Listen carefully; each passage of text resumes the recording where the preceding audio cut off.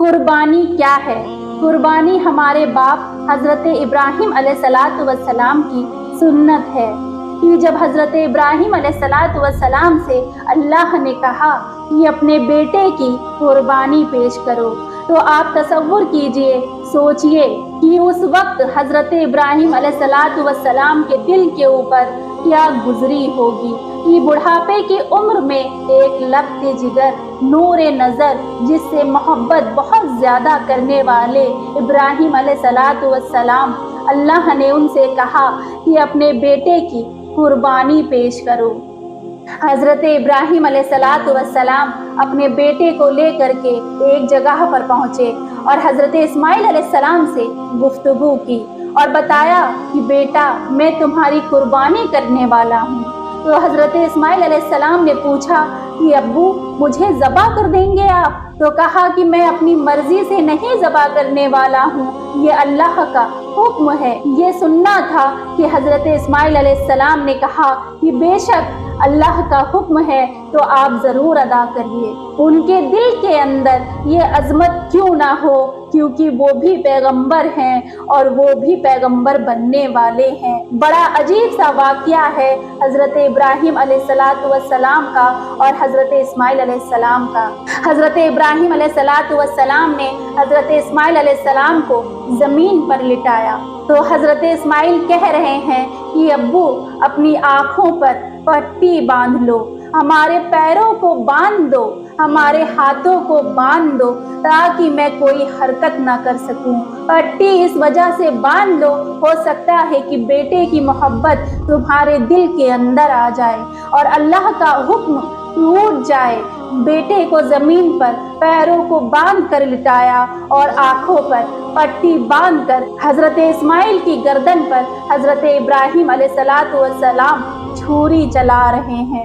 چھری چل نہیں رہی ہے کیونکہ چھری کے اندر کاٹنے کی طاقت نہیں ہے، کاٹنے کی طاقت تو اللہ کے اندر ہے۔ چھری کی کہاں مجال کہ وہ حضرت اسماعیل علیہ السلام کی گردن کو کاٹ سکے۔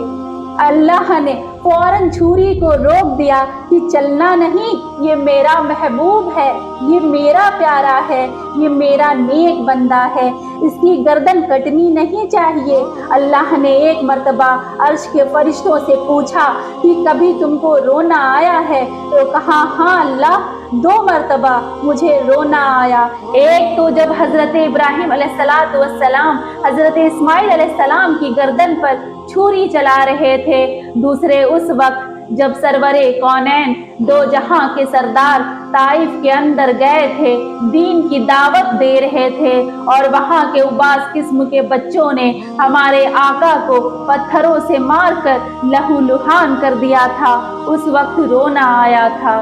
ایسے فرشتوں کو رونا نہیں آتا، لیکن ان 2 وقتوں کے اوپر فرشتوں کو رونا آیا اور روئے، چیخ مار مار کر روئے اور اس وقت کہہ رہے تھے فرشتے، اللہ نے سچ کہا ہے قرآن کے اندر کہ تو اشرف المخلوقات ہے، کیوں نہ ہو اشرف المخلوقات۔ آپ سوچیں تو کون ایسا ہے جو اپنے بیٹے کی گردن کے اوپر چھری چلا دے صرف اللہ کے حکم کے لیے؟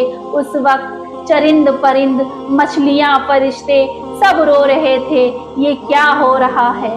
واہ واہ، انسان اللہ کے حکم کے لیے اپنے بیٹے کی قربانی دے رہا ہے، تو کیوں نہ اشرف المخلوقات کہلائے کہ اللہ کے حکم کے لیے، اللہ کی وحدانیت کے لیے، اللہ کی بڑھائی کے لیے، اللہ کی عظمت کے لیے ایک باپ اپنے بیٹے کی گردن کے اوپر چھری چلا رہا ہے۔ قربانی ایک ایسی اہم عبادت ہے جس کو اللہ کے نبی نے کیا۔ ایک تو اپنی طرف سے قربانی کرتے تھے اور ایک اپنی امت کی طرف سے ہر مرتبہ قربانی کرتے تھے۔ اور قربانی کے بارے میں ہمیں بتایا گیا کہ ایک مرتبہ صحابہ کرام رضی اللہ تعالیٰ عنہما نے اللہ کے نبی سے پوچھا کہ قربانی کیا ہے؟ اللہ کے نبی نے فرمایا تمہارے باپ حضرت ابراہیم علیہ السلام کی سنت ہے۔ پھر صحابہ کرام رضی اللہ تعالیٰ عنہما نے اللہ کے نبی سے پوچھا کہ قربانی کے بدلے میں آقا ملے گا کیا؟ تو اللہ کے نبی نے فرمایا ہر ایک بال کے بدلے میں اللہ تبارک و تعالیٰ ایک نیکی عنایت فرمائے گا۔ اور جس کے اوپر قربانی واجب ہو اور وہ قربانی نہ کرے اس کے لیے وعید ہے اللہ کے نبی کی، جس کے اوپر قربانی واجب ہو اور وہ قربانی نہ کرے تو وہ میری عیدگاہ کے اندر نہ تشریف لائے، لیکن جن کے اوپر قربانی واجب ہے وہ قربانی ادا کریں۔ آپ سوچ لیجئے، تصور کیجئے کہ ایک بکرے کے اوپر کتنے بال ہوتے ہیں، اللہ ان بالوں کے برابر نیکیاں عنایت فرمائے گا۔ کیا کوئی آپ کے بکرے کے بالوں کو گن سکتا ہے؟ نہیں کر سکتا ہے۔ تو ایسے ہی لاتعداد نیکیاں اللہ تبارک و تعالیٰ نامۂ اعمال میں لکھنے والا ہے قربانی کے بدلے میں۔ لیکن ہم اور آپ ہر چیز کو ہلکے میں لیتے ہیں، ایسا نہیں کرنا چاہیے۔ نیک اعمال جو اللہ نے اور اللہ کے نبی نے بتائے ہیں ان کو بہت ہی محبت کے ساتھ، الفیت کے ساتھ کرنا چاہیے۔ اگر کر لے گئے تو دنیا کے اندر کامیابی اور آخرت کے اندر بھی کامیابی۔ ارادہ کریں خوش دلی کے ساتھ اللہ کے راستے میں اچھی چیز کو قربان کریں۔